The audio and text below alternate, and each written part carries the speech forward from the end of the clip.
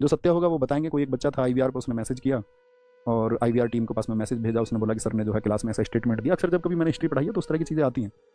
हालांकि मैं नए छात्र कुछ होंगे, पुराने छात्रों को तो मैं ये बात बता चुका हूँ कि मैं धर्म और जाति के प्रभाव का व्यक्ति नहीं हूँ, पहली बात। तो दूसरी बात मैं आपको बताऊँ तो उस बच्चे ने बड़ी कमाल की बात कही।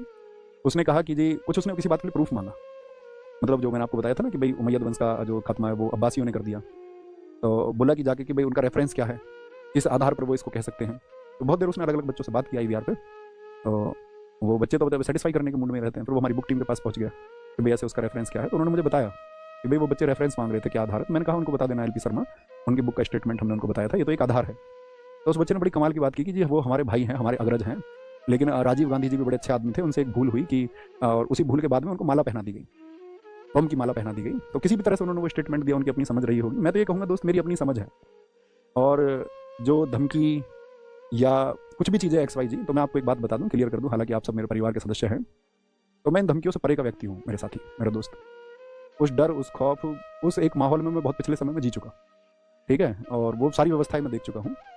तो हर एक प्रधानमंत्री देश का ऐसा नहीं होता जो माला पहन लेता है, ठीक है, और हर एक व्यक्ति ऐसा नहीं होता, ठीक है। इस देश में कुछ व्यक्ति शहीद भगत सिंह जैसे भी होते हैं जिनको फांसी भी हंसते हंसते कबूल होती है। तो हम उसी परिवेश से एक हैं। ये मैं आपको मतलब एक छोटे भाई की तरह समझाता हूँ।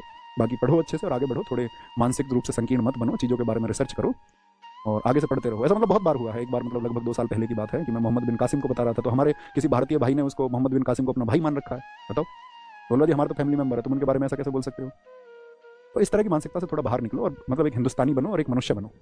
जब आप हिंदुस्तानी और मनुष्य होने के नाते समझ पाओगे तो आपको पता चलेगा कि इस हिंदुस्तान पर जो भी आक्रांता आए उन्होंने देश को कैसे नुकसान पहुंचाया, और उनके लिए वही शब्द जो है उचित शब्द है, और मैं उन्हीं शब्दों का इस्तेमाल करूंगा, ठीक है। ऐसा नहीं है मैं आक्रांताओं को ऐसे आकर के आपको मैं बताऊं कि बाकी लोगों की तरह की कासिम ग्रेट है, ये है वो है, नहीं है मेरे लिए, मैं नहीं बताऊंगा। मैं तो नहीं महसूस करता किसी का दबाव। जान कल जाती हो आज जाए, परसों जाए, हम दबाव महसूस करने के लिए थोड़ी ना पैदा हुए दोस्त। हमारा धर्म था, अध्यापक धर्म है, बच्चों को सत्य बताना, उसी का हम पालन करते हैं। अब वो जो घिसे पिटे, नहीं बनना मुझे ऐसा मास्टर कि ठीक है सत्य बताना नहीं, सबको खुश कर देना। तो मैं आपसे एक बात कह रहा हूँ कि आप एक हिंदुस्तानी होने के नाते सोचिए। सब बच्चे ऐसे नहीं है, सब मतलब अच्छे बच्चे हैं, मैं उनकी बात कर रहा हूँ जो दकियानुसी मानसिकता के हैं या किसी भी संकीर्णता का शिकार है।